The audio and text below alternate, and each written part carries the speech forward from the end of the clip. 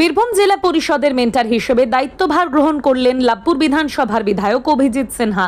সোমবার বীরভূম জেলা পরিষদে এসে নিজের দায়িত্বভার গ্রহণ করলেন লাভপুরের বিধায়ক অভিজিৎ সিনহা।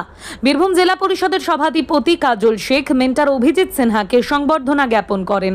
একসাথে মিলেমিশে কাজ করার কথা শোনা গেল জেলা সভাধিপতি কাজল শেখ ও জেলা পরিষদের নবনিযুক্ত মেন্টর অভিজিৎ সিনহার মুখে। একসাথে মিলেমিশে কাজ করলে রাজ্যের শীর্ষে থাকবে বীরভূম জেলা পরিষদ, এমনটাই জানান সভাধিপতি কাজল শেখ।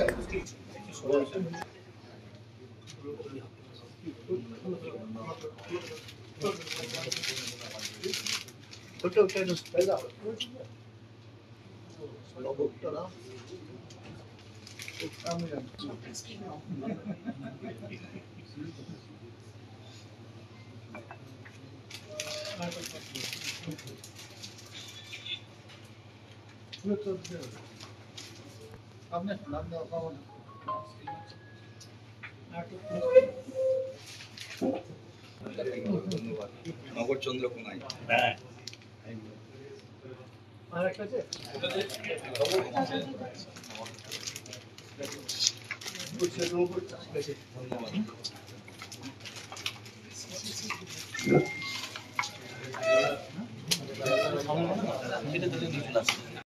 করে মেন্টর হিসেবে দ্বিতীয় পর্যায়ে আগামী দিনে পরিকল্পনা কি এবং দেখুন, আগামী দিনের পরিকল্পনা এটাই যে আপনারা জানেন যে মেন্টরের মূল দায়িত্ব হচ্ছে জেলা পরিষদের যারা কর্মকর্তা আছেন, সভাধিপতি, সহকারী সভাধিপতি এবং আধিকারিক, তাদেরকে মেন্টরের দায়িত্ব হচ্ছে সাজেশন দেওয়া, অ্যাডভাইস দেওয়া, গাইড করা।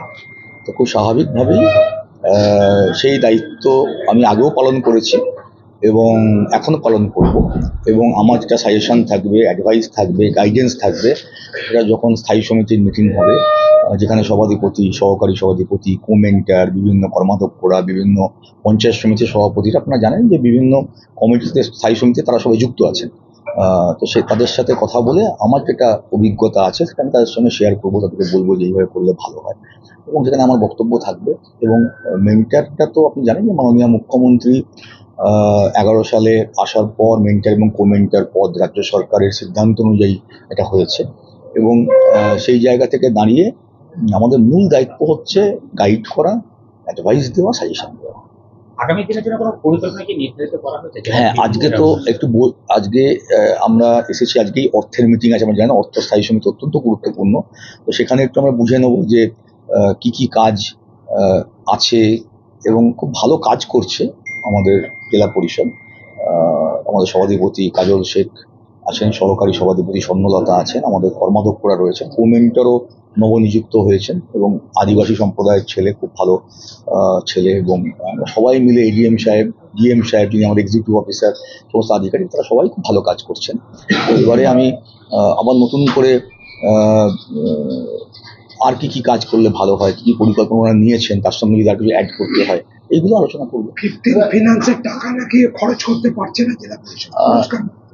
দেখুন, একটা কথা বলি, এটা তো আপনি বলছেন, তিনি আমার অভিভাবকের মতো কাজ করে চলেছেন। জেলা পরিষদ সভাধিপতি হওয়ার পর থেকে আজ অবধি ওনার কাছে সবসময়ের জন্য আমি পরামর্শ নিয়েছি এবং উনি আমাকে পরামর্শ দিয়েছেন। যখন আমি রাজ্যে গিয়েছি, সেখানে গিয়েও বিভিন্ন মন্ত্রীদের সঙ্গে, আমলাদের সঙ্গে যেসব কাজগুলো থাকে জেলা পরিষদের, আমি আমার অভিভাবক, আমার দাদাকে সঙ্গে করে নিয়ে গিয়েছি এবং উনি আমার সব কাজগুলো দেখে দিয়েছেন। এরপর এলো জেলা পরিষদের মেন্টরের ব্যাপার।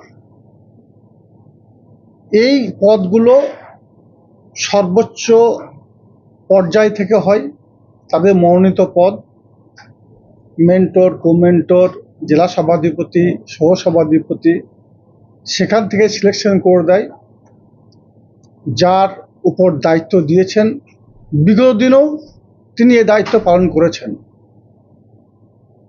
কেন্দ্রীয় সরকারের কাছ থেকে বেশ কয়েকবার এই জেলা পরিষদ 1 নম্বরে থেকে পুরস্কার নিয়ে এসেছে। সেটা আমার ব্যক্তিগত মতামত হিসাবে, শুধুমাত্র মেন্টর হিসাবে অভিজিৎ সিনহা অর্থাৎ রানাদা থাকার জন্যই বীরভূম জেলা পরিষদের সকল কর্মাধ্যক্ষ থেকে শুরু করে সকল আধিকারিকদের সঙ্গে নিয়ে তিনি কাজ করেছিলেন, যার জন্য বীরভূম জেলা পরিষদ 1 নম্বরে গিয়েছে। আমার দৃঢ় বিশ্বাস, যদি উনি সঠিকভাবে সময় দেন এবং আমাদেরকে সুপরামর্শ যেভাবে দিয়েছেন, পরোক্ষভাবে প্রত্যক্ষভাবে জেলা পরিষদ এসে আমাদেরকে সঙ্গে নিয়ে কাজ করেন, তাহলে আমার মনে হয় বীরভূম জেলা পরিষদ আগামী দিনেও কেন্দ্রের কাছ থেকে একইভাবে পুরস্কার ছিনিয়ে নিয়ে আসবে। বীরভূম জেলা পরিষদের সভাধিপতি হিসাবে আমরা চেষ্টা করছি, আমার সকল কর্মাধ্যক্ষ থেকে শুরু করে যারা আধিকারিক আছে সকলের সঙ্গে নিয়ে চলার চেষ্টা করছি। এখন 15 ফিনান্স নিয়ে একজন প্রশ্ন করলেন। 15 ফিনান্সে 2.5 করোড় টাকা এসেছিল আমাদের রাজ্যে, জেলায়, সেটা বর্তমানে 6th পজিশনে আছে। আমরা অলরেডি রাজ্যের মধ্যে 6 নম্বর পজিশনে আছি 15 ফিনান্সে। 5th ফিনান্সে আমাদের কাছে এসেছিল 14.89 করোড়, তার মধ্যে 12.50 করোড় টাকা আমরা খরচা করে ফেলেছি, অর্থাৎ 84% টাকা 5th ফিনান্সে, অর্থাৎ রাজ্যে আমরা 5 নম্বরে আছি। বাংলা আবাস যোজনা বাড়ি, যেটা কেন্দ্র সরকার বাংলাকে বঞ্চনা করেছিল, অবজ্ঞা করেছে, অবহেলা করেছিল, বাংলা আবাস যোজনা বাড়ি দেয়নি।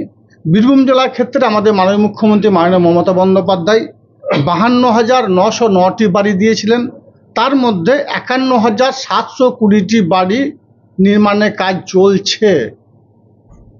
কিছু বাড়ি নির্মাণ করা হয়নি, কারণ মাইগ্রেন্ট ওয়ার্কার আছে যারা কর্মসূত্রে রাজ্যের বাইরে আছে, তাদেরকেও চিঠি করা হয়েছে। স্যানিটেশনের ক্ষেত্রে 77,156টি টয়লেটের কাজ অলরেডি কমপ্লিট হয়ে গেছে। 1241টি টয়লেটের কাজ চলছে। তাছাড়াও বীরভূম জেলার যে 2225টি